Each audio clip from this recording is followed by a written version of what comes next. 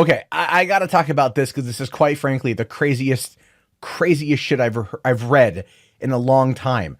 Imagine, if you will, you are a couple of people hanging out, and you get approached by some dude, and the dude says, "Hey, listen, I want to make you a YouTube star. I want you to help me with a YouTube prank. All you're gonna do is you're gonna run up to this dude in the airport, and you're gonna smear some stuff on his face. That's all you're gonna do, and you're gonna get paid $75 to do it. That's all you gotta do. You're gonna do it. You're gonna do it, and that's gonna be that." And that seems like an easy $75. Run up on someone, just go like, "You pranked, bitch," smear, and then you're done. No, because in this case, the dude who died is the brother of one of the world's worst dictators, Kim Jong Un's brother. This is true. This came out today.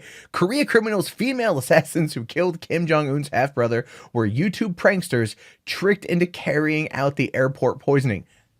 Remember when this happened? Remember when the news broke that Kim Jong Un's brother had been poisoned in an airport and that 2 women were involved and they were arrested? It was a crazy story, but there wasn't a lot of updates. Now we know.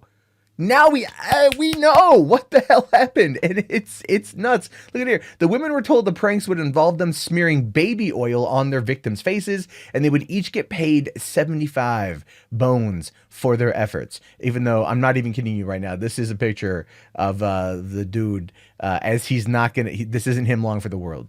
Anyway, the 2 women were killed by Kim, who killed Kim Jong Un's half brother, were naive YouTube pranksters tricked into carrying out the assassination. Kim Jong Nam, 45, was walking through the Kuala Lumpur International Airport back in 2017 when he was approached by 2 women who smeared something on his face. And this is him, like in the airport, like right before it happened. You know, this is one of the women right here who is also reportedly a prostitute. Don't really know what that has to do with prostitute in China, but here we go. Anyway, disturbed by what happened with the half-brother of the North Korean dictator, approached by some security guards who took him to the airport's medical center. He was dead within 20 minutes. It was later found that he had been killed with a deadly nerve agent. Malaysian authorities now released the 2 women who carried out the attack, which is Siti Aisyah from Indonesia and Don Thai Huang from Vietnam, believing they had been duped into carrying out the attack. So the two women who were arrested were duped into killing a dude and have since had the charges dropped. They were duped. Imagine this. They were tricked and pranked into killing a guy. Now, the real question then becomes, who do you think was behind it? Who do you speculate as being behind this crazy malicious act? Oh no, check this out here. It says North Korean spies had been keeping watch on Jong Nam and knew he had made contact with the CIA. Now we're getting crazy, right? Now we're getting into some weird territory where you've got 2 women approached by some dude who might, maybe not, involved with the CIA in order to basically carry out a deadly nerve agent attack on the half-brother of one of the world's worst dictators. Is this a Bond movie? Is this where we are now? It's crazy. Anyway, during a meeting at a resort in the Malaysian island of Langkawi, the CIA is thought to have handed over a thick wad of $100 bills in return for numerous files kept on a laptop. While North Korean agents are thought to have been planning the hit for some time, the meeting sealed his fate and their plan was hatched. I'm sorry. So it's not the CIA was involved. The CIA killed the guy. It's essentially that he worked at the CIA, and then the CIA was like, the North Koreans are like, well, he's been compromised. Now let's take him out back and VX nerve agent his ass. So basically, it's the plot from the movie The Rock, albeit funnier, I guess.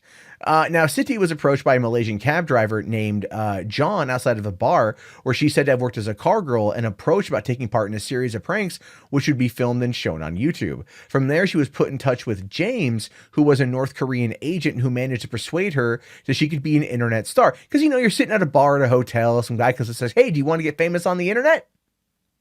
How many people would jump at that chance? How many people would absolutely jump at that chance? And the answer is a lot. A lot. Huang, who said also had been working as a car girl, is said to have been told a similar story. So this is how they approach them. They get call girls and go, you want to be famous on the internet? We'll give you some money. You show up, you do this thing. There we go. Both were told the pranks would only involve them smearing baby oil on their victims' faces and they'd get paid some money. But instead of baby oil, the 2 women are actually carrying out 2 separate components of the nerve agent VX, which is only produced lethal effects when they are combined.